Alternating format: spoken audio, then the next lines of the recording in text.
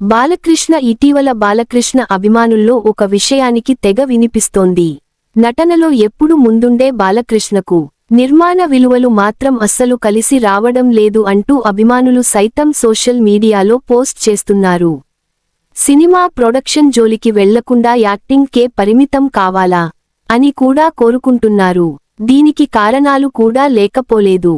బాలకృష్ణ నటుడిగా ఎన్నో విజయాలు సాధించినా నిర్మాతగా మాత్రం ఆ స్థాయి సక్సెస్ రాలేదన్న అభిప్రాయం బలంగా ఉంది. బాలకృష్ణ నట జీవితాన్ని ప్రారంభించి ఇప్పుడు 50 ఏళ్లు దాటాయి.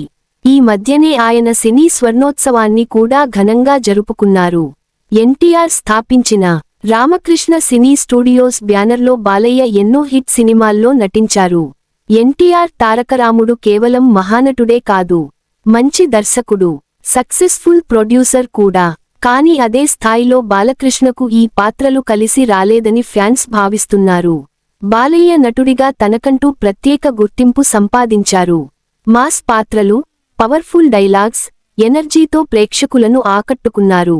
కానీ దర్శకుడిగా లేదా నిర్మాతగా మాత్రం అదే మ్యాజిక్ కనిపించలేదన్నది నిజం. ఒకప్పుడు మెగాఫోన్ పట్టి నర్తనశాల సినిమాను తెరకెక్కించాలని అనుకున్నారు. కానీ అది మధ్యలోనే ఆగిపోయింది.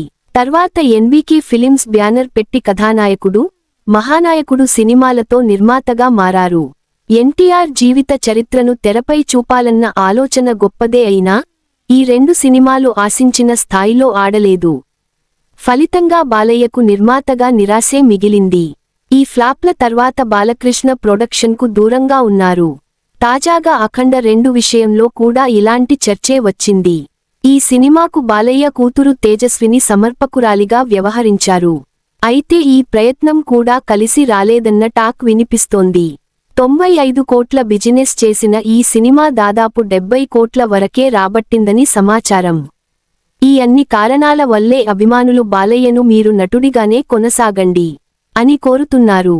నటుడిగా బాలకృష్ణకు ఉన్న ఇమేజ్, క్రేజ్ వేరే లెవెల్. ప్రొడక్షన్లో రిస్క్ తీసుకోవడం కంటే తన బలమైన యాక్టింగ్తోనే ప్రేక్షకులను అలరించాలన్నదే ఫ్యాన్స్ ఆశ.